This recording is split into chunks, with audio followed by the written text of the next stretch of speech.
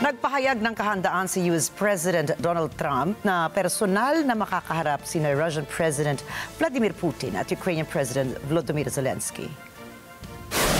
Kinumpirma ng White House na bukas si Trump na magkaroon ng harapang pag-uusap ng tatlong lider para matapos na ang kaguluhan sa dalawang bansa. The meeting, the president encouraged and urged for these two sides to come together and negotiate directly. And the president has been clear from the very beginning of this conflict that he wants to see this conflict solved on the negotiating table, not on the battlefield. And he's told that to both leaders, again, both publicly and privately. So hopefully next week it will move the ball forward in this. Is the United States going to participate in those conversations? We will let you know if the president plans to send a representative. I'm not tracking that at this time. Sa unang araw ng pag-upo ni Trump, ipinangako nitong nais niyang wakasan na ang giyera sa pagitan ng Russia at ng Ukraine.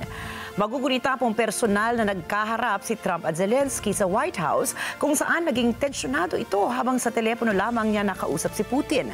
Kasalukuyan nagsasagawa ngayon ng dialogo ang Russia at Ukraine sa Istanbul upang mapagkasunduan ang framework na magiging daan patungo sa tuluyang tigil-putukan ng magkabilang partido. Isa ang US na namamagitan para magkasundo ang dalawang bansa at matigil na ang mahigit na 3 taong giyera. You and your team deal with a very stubborn Vladimir Putin. Yeah.